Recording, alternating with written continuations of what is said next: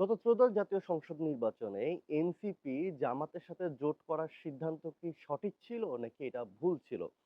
বর্তমানে নাগরিকদের মধ্যে এই প্রশ্নটা বেশ ব্যাপকভাবে দেখা যাচ্ছে। কেউ বলছেন যে এনসিপি জামাতের সাথে গিয়ে তাদের সম্ভাবনা হারিয়েছেন। তারা অনেক বেশি সিটে তারা জয় পেতেন। কিন্তু এখন জামাতের সাথে আসার পরে তারা মাত্র ৬টি সিটে জয় পেয়েছেন। এখন প্রশ্ন হচ্ছে যে আসলে বাস্তবতা কি বলে? বাস্তবতা কি বলে যে জামাতের সাথে যাওয়াটা এনসিপির জন্য ভুল ছিল নাকি আলাদাভাবে যদি তারা নির্বাচন করত তাহলে সেটাতে তারা বেশি লাভবান হতো?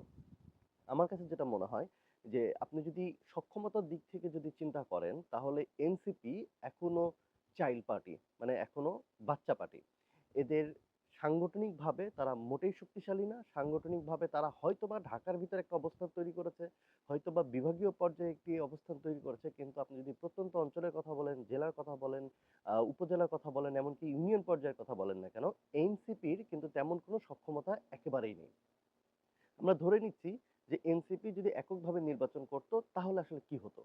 যদি এককভাবে যদি নির্বাচন করত তাহলে কিন্তু তাদের প্রত্যেকটা এজেন্ট, মানে প্রত্যেকটা নির্বাচন কেন্দ্রে, ভোট গ্রহণ কেন্দ্রে কিন্তু তাদের এজেন্ট দেওয়ার মতন সক্ষমতা তাদের এখনো হয়ে ওঠেনি। আমরা একটু পিছনের দিকে তাকাই। ইউনিভার্সিটিগুলো যখন ছাত্র সংসদ নির্বাচন হচ্ছিল তখন আসলে ঘটনা কি দেখাচ্ছিল? আপনি দেখেন ঢাকা বিশ্ববিদ্যালয়, জগন্নাথ বিশ্ববিদ্যালয়, রাকসু, কোনো বিশ্ববিদ্যালয়ে কিন্তু এনসিপির তেমন কোনো অংশগ্রহণ কিংবা ছাত্রদের ভিতর থেকে তেমন কোনো আহ, সাপোর্ট কিন্তু দেখা যায়নি। এটার পেছনে একটাই কারণ যে জুলাই আন্দোলনে এনসিপি, আসলে জুলাই আন্দোলনে কিন্তু এনসিপির কোনো অস্তিত্ব ছিল না। তখন ছিল তরুণদের নেতৃত্ব। তখন কিন্তু এই নামটা আসেনি। পরবর্তীতে তারা এই দলটি গঠন করেছে। যখন তারা রাজনৈতিক দল হিসেবে নিজেদের আত্মপ্রকাশ করলো, তো ১ম দিকে ছিল এটা সামগ্রিকভাবে তাদেরকে সবাই পছন্দ করেছিল। কিন্তু যখন তারা দল হিসেবে নিজেদের আত্মপ্রকাশ করলো, নিজেদের অস্তিত্ব টিকিয়ে রাখার জন্য, তখন কিছু মানুষ, আমার কাছে মনে হয়েছে যে যেহেতু এই ছেলেগুলোই চেয়েছিল যে রাজনীতিমুক্ত বিশ্ববিদ্যালয়, তারাই এখন রাজনীতি শুরু করেছে। সো এই জায়গাটাতে কিন্তু তাদের নিজেদেরই একটি মতভেদ রয়েছে। তো তারপরেও আপনি যদি খেয়াল করে দেখেন বিশ্ববিদ্যালয় ছাত্র সংসদ নির্বাচনে কোথাও এনসিপির তেমন কোনো সমর্থন ছিল না এবং তাদের কোনো রেজাল্টও নেই এবং তারা এককভাবে কোথাও কোনো প্রার্থী দিতে পারেনি। পরবর্তীতে যেটা হয়েছে যে তাদের ভিতরে কিছু আহ, নেতা লিডাররা তারা শিবির হয়ে কিংবা স্বতন্ত্র হয়ে নির্বাচন করেছে, কিন্তু সেখানে তারা তাদের নিজেদের ব্যানারে কোনো নির্বাচন করতে পারেনি। অপরপক্ষে দেখেন শিবির কিন্তু তাদের নিজেদের জায়গাটা বেশ শক্তভাবেই ধরেছিল। ঠিক সেভাবে আপনি যদি জাতীয় নির্বাচনের কথা চিন্তা করেন, জাতীয় নির্বাচনে কোনো অবস্থাতেই এনসিপির নিজেদের কোনো সক্ষমতাই ছিল না বা এখনো নেই, যারা একদম প্রান্তিক পর্যায়ে ধরে নিচ্ছি তারা ৩০টা নির্বাচনী আসনেই তারা নির্বাচন করত, যেটা জামাতের সাথে করেছে। তাহলে এই ৩০টা নির্বাচনী আসনে কি তাদের আসলে সক্ষমতা ছিল? যেখানে বিএনপি, যেখানে স্বতন্ত্র, যেখানে স্বয়ং জামাত নির্বাচন করবে, যেখানে হাত পাকা নির্বাচন করবে, সেখানে এনসিপির বিন্দুমাত্র কোনো ছিটেফোঁটা আপনারা পেতেন? কখনোই পাওয়া যেত না। কারণ তাদের ওই সক্ষমতাটা এখন পর্যন্ত গড়ে ওঠেনি। সেই দিক থেকে আমার কাছে মনে হয়েছে এনসিপি জামাতের সাথে গিয়ে এখন তাও ৬টা আসন পেয়েছে।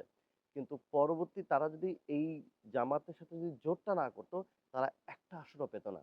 দেখেন চরমোনাই হাত পাখা তো তাদের তো ভোটের অভাব, মানে ভোটারের সংখ্যা নাই, অভাব নাই। তাদের সক্ষমতারও কিন্তু অভাব নেই। কিন্তু তারপরেও গোটা বাংলাদেশে তারা একটি আসনও জিততে পারেনি। সো এনসিপির অবস্থাটা ঠিক তেমনই হতো এবং এনসিপি হারিয়ে যেত। তো নির্বাচনের আগে এনসিপির জামাতের সাথে গিয়ে একীভূত হওয়া, এটা আমার কাছে মনে হয়েছে যে একটা যুগান্তকারী একটি পদক্ষেপ ছিল এনসিপির অস্তিত্ব টিকিয়ে রাখার জন্য। আপনি দেখেন, আপনাকে দিন শেষে বাংলাদেশের রাজনীতির প্রেক্ষাপটটা এমন, আপনাকে কোনো না কোনো একটা জোটে ভিড়তেই হবে। বিশেষ করে নির্বাচনের আগে আপনার আপনার মতাদর্শ যেটাই হোক না কেন, কিন্তু আপনি নির্বাচনে ঐক্য করার জন্য আপনি একটা জোটের সাথে অংশগ্রহণ করবেন।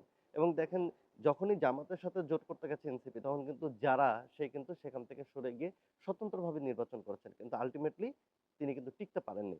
তবে আমার আশা ছিল যে যারা হয়তো একটা ভালো অবস্থান তৈরি করবে, কিন্তু আসলে আহ, মাঠের নির্বাচনী অবস্থাটা ডিফারেন্ট, পুরোটাই ডিফারেন্ট আর কি। তো সেদিক থেকে জামাতের সাথে গিয়ে এখন এনসিপি আমরা বলতে পারি যে জামাতের বি টিম বলেন, সি টিম বলেন, জামাত যদিও তাদেরকে বলছে যে জামাতের আমির বলছে তারা ইন্ডিপেন্ডেন্টলি সকল সিদ্ধান্ত নিচ্ছে। তারা তাদের মতন বেড়ে উঠুক। হ্যাঁ, আমরা একসাথে আছি। তবে তারা তাদের মতন করে বেড়ে উঠুক। জামাতের সাথে থাকাও কিন্তু তারা নিজেদেরকে এখন বেশ এম্পাওয়ার্ড ভাবছে এবং আপনি দেখেন যেকোনো জায়গায় যদি এনসিপি যদি আসলে কোথাও কোনো আন্দোলন বা সমাবেশের ডাক দেয়, দিন শেষে এনসিপির কিন্তু সেরকম জনবল নেই। তারা কি করছে? ওই শিবিরের জনবল নিয়ে এসেই কিন্তু মাঠে দেখাচ্ছেন যে আমাদের আসলে এই জনবল। এটা হচ্ছে বাস্তবতা। তো সেদিক থেকে মনে হয়েছে যে এনসিপির জামাতে অংশগ্রহণ করা, জামাত জোটে যাওয়া এবং এই যে ৬ টা আসন লাভ করা, এটা ছিল এনসিপির জন্য যুগান্তকারী একটি সিদ্ধান্ত। এই যে দেখুন এখন তারা ৬ টা আসন পেয়েছে, তারা এখন সংসদে গেছে, কথা বলবে। তার মানে তারা লাইমলাইটে থাকবে সবসময় এবং এরাই আসলে মূলত এই যে ৬ জনই কিন্তু এনসিপির হাল ধরবে। অর্থ যোগান থেকে শুরু করে, নেটওয়ার্ক তৈরি করা থেকে শুরু করে, ডোনেশন নিয়ে আসা এবং সর্বোপরি সবসময় সরকারের আ একটা কাঠামোর ভিতরে থেকে একটা রাজনৈতিক দলকে টিকিয়ে রাখা যায়। কিন্তু আপনি যখন সরকারের কাঠামোর বাইরে চলে যাবেন, তখন একটা রাজনৈতিক দলকে টিকিয়ে রাখা খুবই কঠিন। আমরা জাতীয় পার্টির দিকে তাকালেই কিন্তু সেটা একেবারেই বুঝতে পারি। তবে অবশ্যই আ এনসিপির চিন্তা চেতনা, তাদের আদর্শ একরকম, জামাতের চিন্তা চেতনা, তাদের আদর্শ আরেক রকম।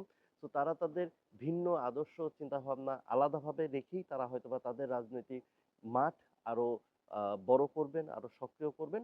তবে যে জোট তারা করেছেন সরকারি দলকে চাপের মধ্যে রাখার জন্য, সরকারি দলকে জবাবদিহিতার মধ্যে রাখার জন্য এইটা দীর্ঘমেয়াদী একটা ভালো ফলাফল আনবে গণতন্ত্র প্রতিষ্ঠা করার ক্ষেত্রে বাংলাদেশে। কাস্টমারদের কমেন্টে রিপ্লাই দিতে দিতে আপনি কি হাঁপিয়ে গেছেন? তাহলে এই ভিডিওটি আপনার জন্য। বাংলা চ্যাটবট আপনার প্রত্যেকটি পোস্টের প্রত্যেকটি কমেন্টের রিপ্লাই এবং সেই সাথে আপনার প্রোডাক্টের তথ্য কাস্টমারের ইনবক্সে পাঠিয়ে দেবে ইনস্ট্যান্টলি। আপনার সেল বেড়ে যাবে কয়েক গুণ। কিভাবে বাংলা চ্যাটবট ফ্রিতে আপনার পেজ ইনস্টল করবেন তা জানতে এই ভিডিওর নিচে কমেন্ট করুন।